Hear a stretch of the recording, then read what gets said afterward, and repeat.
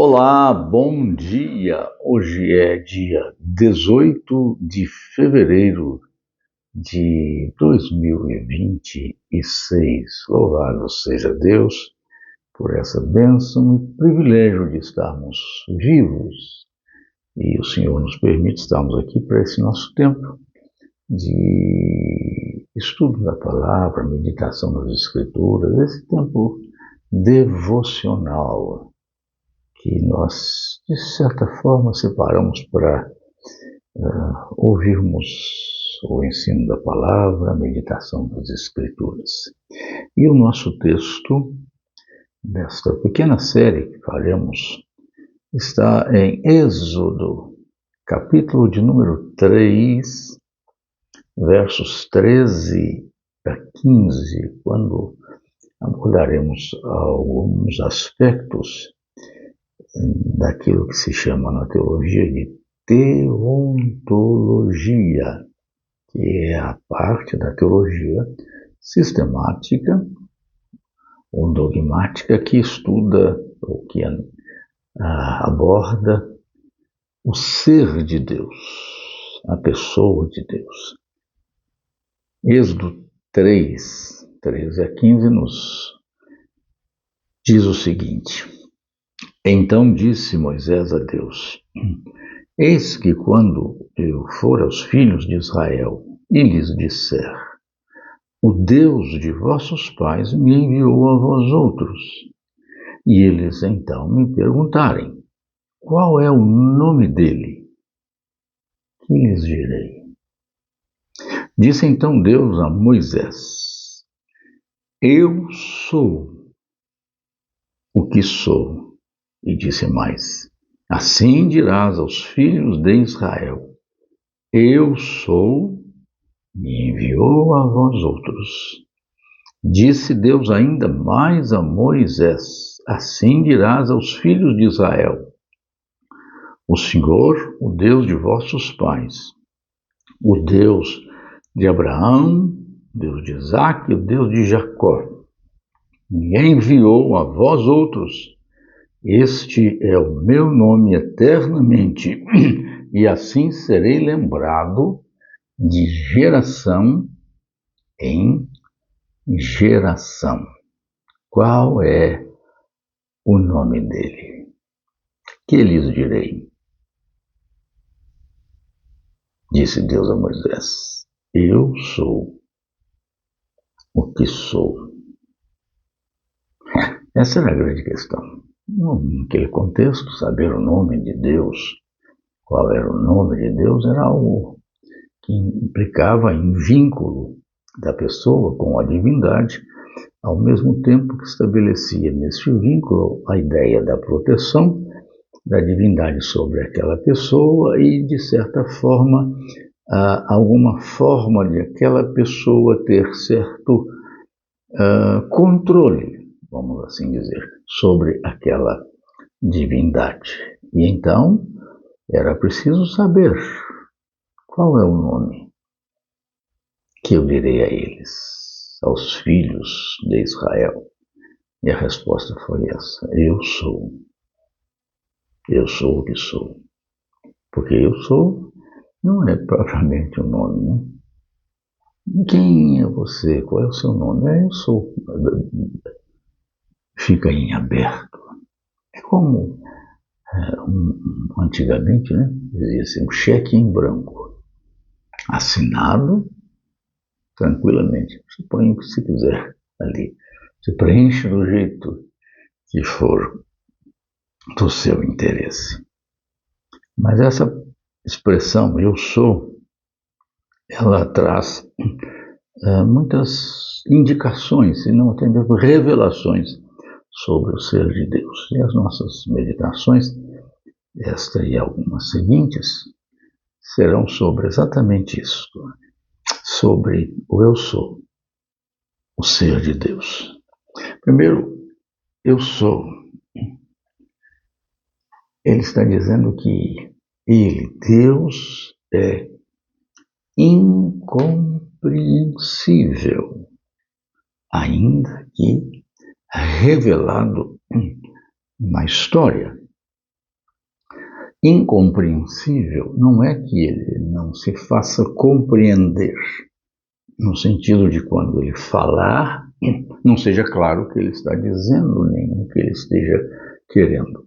Incompreensível aqui é no sentido de incognoscível, ou seja, ele é inescrutável, ele é insondável, ele não pode ser apreendido, conhecido, sondado em toda a plenitude do seu ser. A sua própria condição de Deus o torna simplesmente o eu sou, que não pode ser esmiuçado pela nossa mente. Mas isso aí não é razoável. Se nós pensarmos, por exemplo, no universo, no macrocosmos, o universo é insondável, pelo menos por enquanto, é inescrutável. Se você pensar que nós fazemos parte de uma galáxia que tem bilhões de estrelas, e que tem cada estrela centenas e centenas ou milhões de planetas e vai por aí fora. Olha a dimensão disso. Como pensar nessa proporção? Não há possibilidade. Então, esse é o primeiro aspecto. Deus é incognoscível. Deus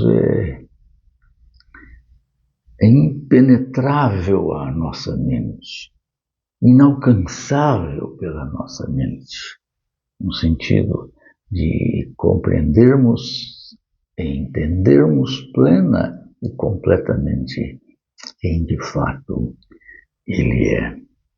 Mas, embora incompreensível, nós louvamos o nome do Senhor porque Ele é revelado na história, ou seja, Ele se faz conhecido naquilo que, de certa forma, nós podemos conhecer e saber acerca dele em relação a nós.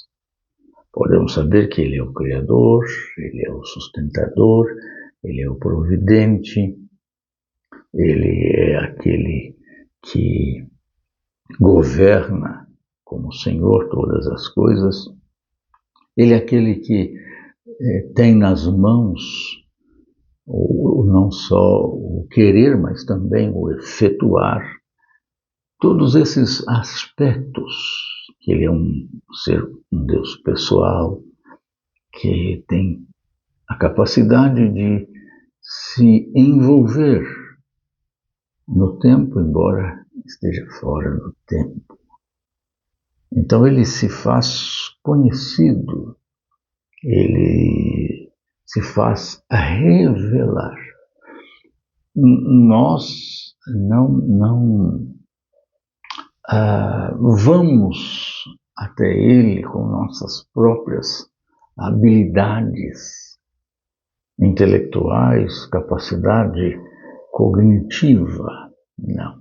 O que nós conhecemos de Deus é aquilo que ele dá a conhecer e a saber de si mesmo a nós, seja por meio do universo, da criação, que manifesta a realidade da glória do Criador, ou seja, pelas escrituras que cremos são diretrizes dadas por Deus a servos e servas ao longo da história, falando sobre ações de Deus e aspectos relativos ao ser de Deus, ou seja, a pessoa de nosso Senhor e Salvador Jesus Cristo, que é o Emmanuel.